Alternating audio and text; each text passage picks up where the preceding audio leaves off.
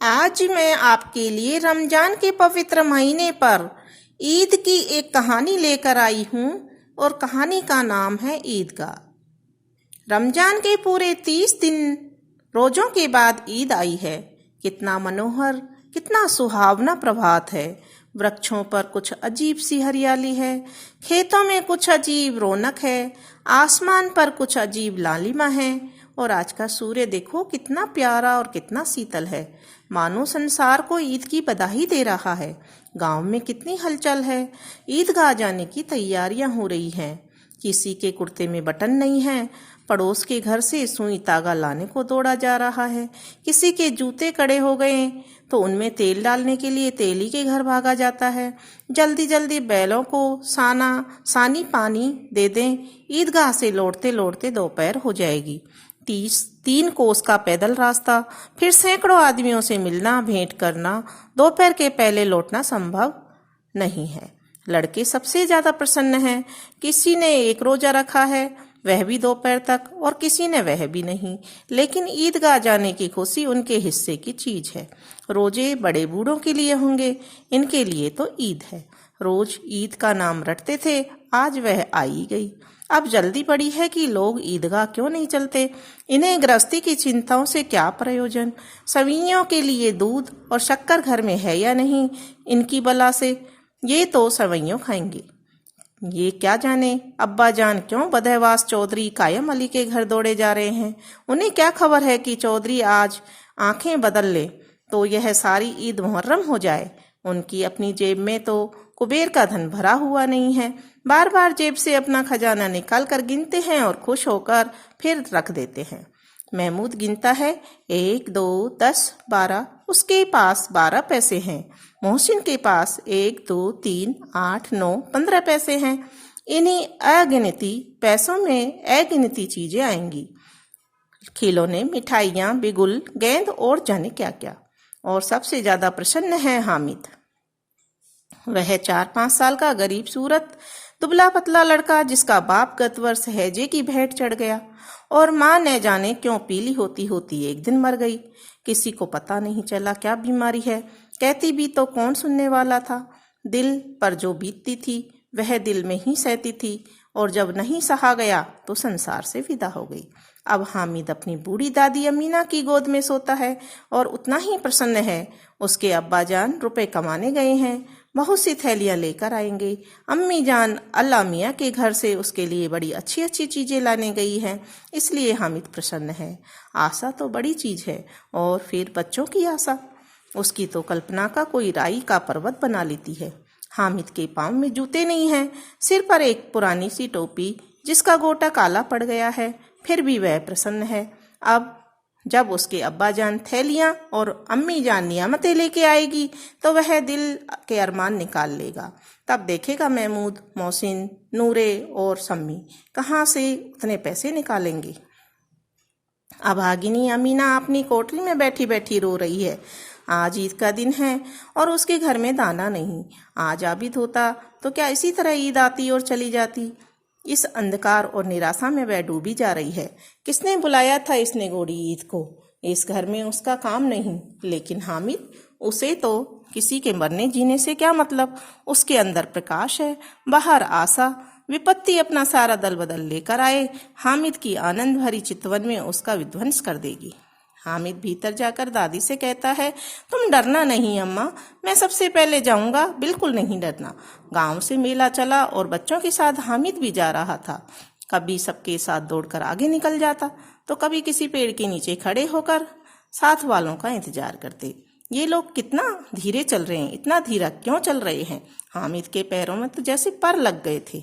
वह कभी थक सकता है। शहर का दामन आ गया। शहर सड़क के दोनों ओर अमीरों के बगीचे हैं। पक्की 4 दीवारी बनी हुई है। पेड़ों में आम और लीचियां लगी हुई हैं।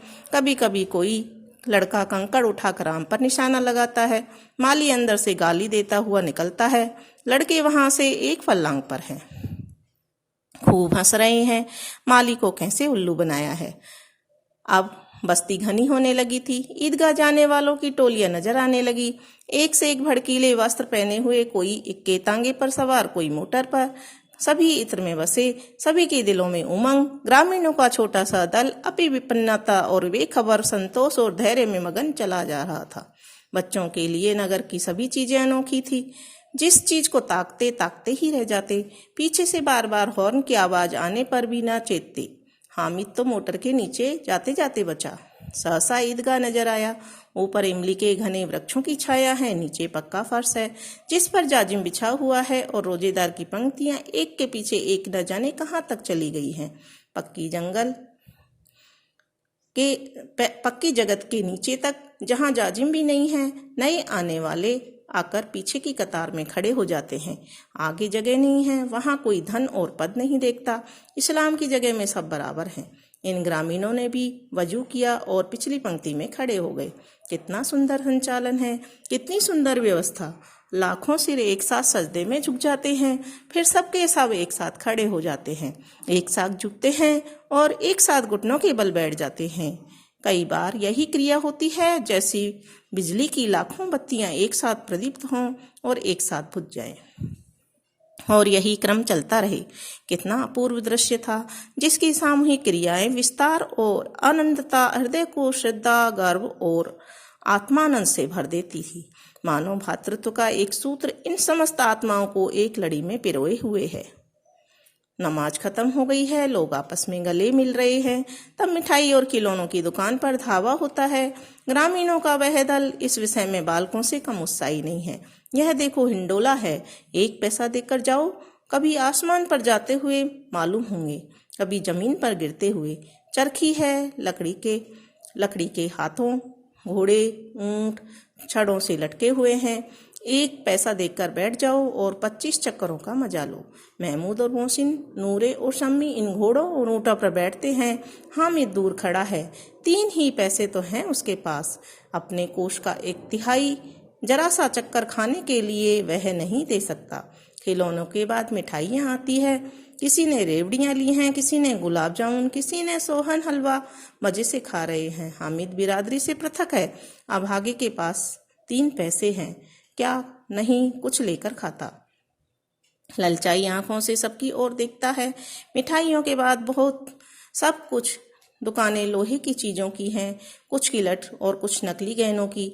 लड़कों के लिए यहाँ कोई आकर्षण नहीं था, वह आगे बढ़ जाते हैं। हामिद लोहे की दुकान पर रुक जाता है। कई चिमटे रखे हुए थे। उसे ख्याल आया कि दादी के पास चिमटा नहीं है। तवे से रोटियां उतारती हैं तो हाथ जल जाता है। अगर यह चिमटा ले जाकर दादी को दे दे तो वह कितनी प्रसन्न होगी। फिर उनकी उंगलियां कभी नहीं जलेंगी। घर में एक काम की चीज हो जाएगी। खिलौने से क्या फायदा, व्यर्थ में पैसे खराब होते हैं। उसने दुकानदार से पूछा, यह चिमटा कितने का है? दुकानदार ने उसकी ओर देखा और कोई आदमी साथ ना देखकर कहा, यह तुम्हारे काम का नहीं है जी। बिकाऊ है कि नहीं? बिकाऊ क्यों नहीं है? और यहाँ क्यों लाद लाए हैं? तो बताते क्यों नहीं हो कि कितने पैसे का है? 6 पैसे लगेंगे। हामिद का दिल बैठ गया। ठीक ठीक बताओ। ठीक ठाक 5 पैसे लगेंगे, लेना हो तो लो, नहीं तो चलते बनो। हामिद ने कलेजा मजबूत करके कहा, 3 पैसे लोगे? यह कहता हुआ वह आगे बढ़ गया। दुकानदार की घुड़कियां न सुने, लेकिन दुकानदार ने घुड़कियां नहीं दी, बुलाकर चिमटा दे दिया।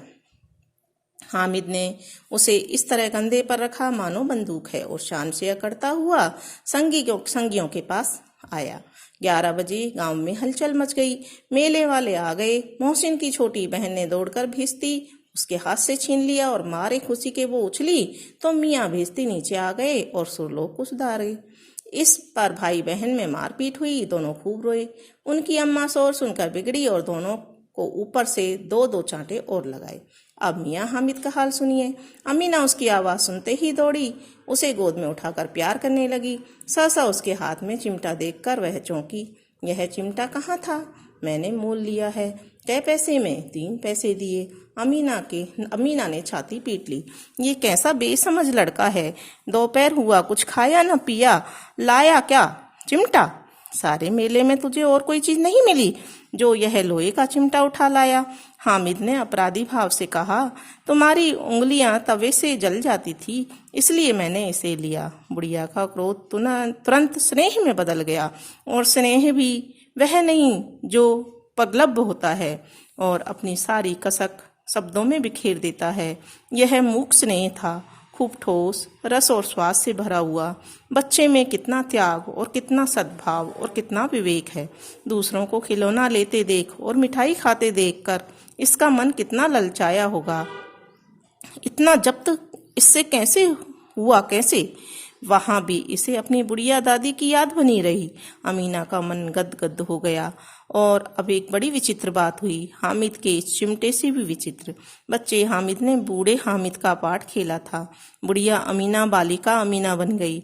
वह रोने लगी, दामन फैलाकर हामिद को दुआएं देती जाती थी और आंसुओं की बड़ी बड़ी बूंदें गिराती जाती थी। हामिद इसका रहस्य कैसे समझ पाता?